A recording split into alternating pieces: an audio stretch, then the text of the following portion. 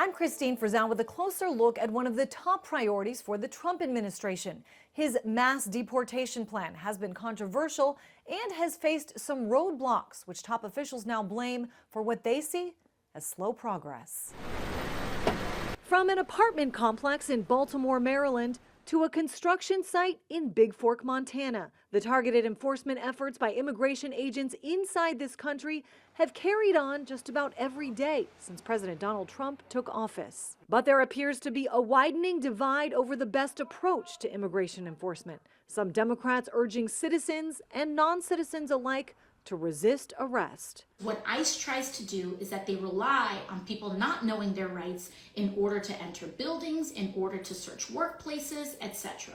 So when you know your rights, you are able to tell them no, and they do walk away. Congresswoman Alexandria Ocasio-Cortez blasted by border czar Tom Homan. She's actually telling people how to evade law enforcement, and because of that, the last operation in New York City, a lot of people weren't opening their doors. A lot of people were hiding based on so-called education from various members of Congress. We're talking about child rapists that we weren't able to apprehend because they took an advice from people, how to evade law enforcement. He and other Trump border officials blaming lower than expected numbers of deportations on leakers, originally pointing the finger at the FBI for sharing dates, times, and locations of raids, though so far the only two arrested were from DHS. These two were leaking our enforcement operations that we had planned and we're going to conduct in several cities and expose law enforcement to vulnerabilities, to those ops being jeopardized to where their lives would be in danger. Nome confirming polygraph tests are now being conducted on others,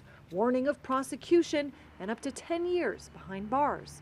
Immigration and Customs Enforcement now has a new man at the top. Todd Lyons has been chosen to replace Caleb Vitello as acting ICE director. Vitello was reassigned a few weeks ago, yet another sign that bringing up the number of arrests and deportations remains a top priority for the Trump administration. I'm Christine Frizzell reporting.